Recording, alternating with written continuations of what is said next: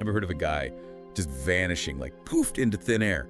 But with $200,000, that's D.B. Cooper, a name that's basically like synonymous with unsolved mysteries in America. The whole thing is wild. You've got a hijacking, then this super clever escape, and then boom, he's gone. Nobody's figured it out for, what, over 50 years? Over 50 years. Crazy Reddit. We're going deep on this today. Got your research right here, all the articles, those crazy eyewitness things, even some theories that are just out there, ready to unpack this whole D.B. Cooper puzzle, figure out what makes this thing tick. What's really gotten me is how people are still so obsessed with it. Like, it's not even just the crime, but who was this Cooper guy? And did he actually get away with it? Right. Okay, so imagine this.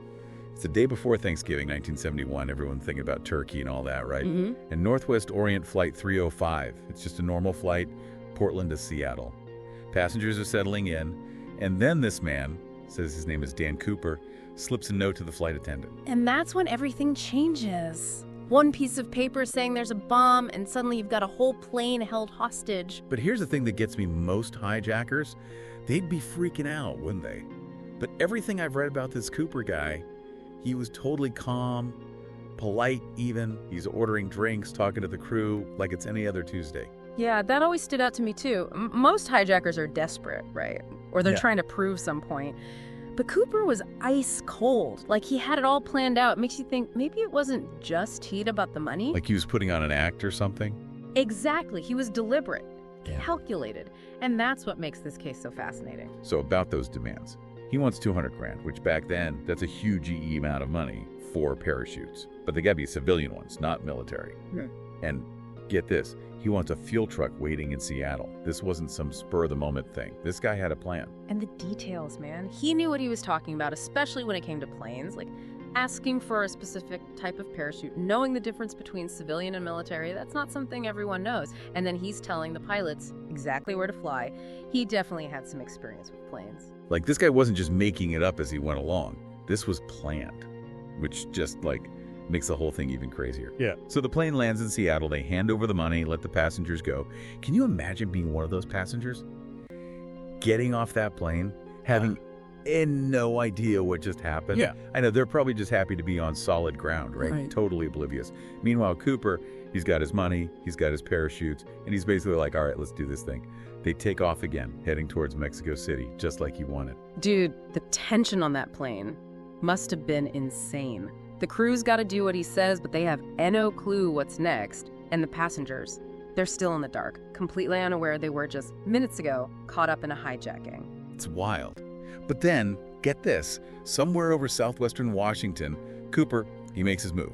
Tells the crew, stay in the cockpit. And that's when the whole D.B. Cooper thing, it goes from like, oh, that's a crazy story, to like the stuff of legends. This is it, right? The moment he becomes legend, it's a crazy storm outside, the plane's rear air stair lowers, and Cooper, with $200,000 strapped to him, just jumps into the night. I mean, it sounds like a movie scene, but this actually happened. I can't even imagine having the guts to do that. Jumping into a storm in the dark with just a parachute. Talk about a leap of faith. Apparently the crew, we didn't even realize he was gone at first. They're flying, and then finally that little air stair indicator light, it comes on in the cockpit. By then, Cooper's long gone. And he picked the perfect spot to do it, too. I mean, think about it. This wasn't just some random field. This was wilderness, man. Forests, mountains, the whole 9 yards. Even in daylight, it'd be hard to find your way around down there. But at night, in a storm, he knew what he was doing, using that storm to disappear. And disappear he did. I mean, they went all out trying to find him. Hundreds of FBI agents, right? Searching the woods, flying helicopters, even divers in the lakes, just in case. They wanted to find Cooper no matter what. But it was like trying to find the needle in a haystack. Actually worse, like trying to find a needle in a haystack that's also invisible. They found nothing. No parachute, no body, no trace of him.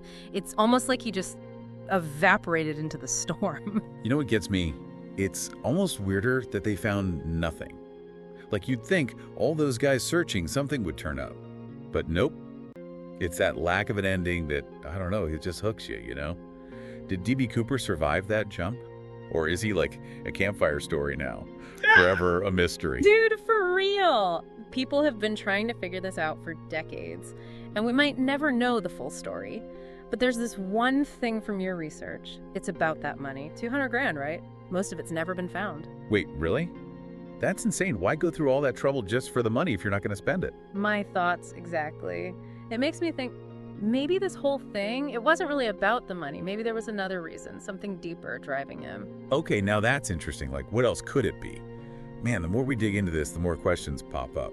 But that's what makes these kinds of mysteries so good. You finish reading about them, but they stick with you. Totally. D.B. Cooper, he reminds us that sometimes the best mysteries, they're the ones we never solve. So true. Makes you wonder, did he have it all figured out? Or was it just insane luck? Maybe, somewhere, someone knows what really happened that night. Or maybe, and this is a crazy thought, the answer's been right there the whole time, buried in all the details we already know. Could be. This case has more twists and turns than, I don't even know, a roller coaster? Right, well, one thing's for sure. D.B. Cooper, he's a legend. And if you're anything like me, listening to all this has just made you want to know Ray IOE. So keep digging. There's tons of stuff out there. Theories, books, those documentaries where everyone's got a different idea. Who knows, maybe you all will be the one to finally crack the case of D.B. Cooper. Thank you for watching. If you like this video, please hit the like button and subscribe the channel. Please share your feedbacks and thoughts through comments.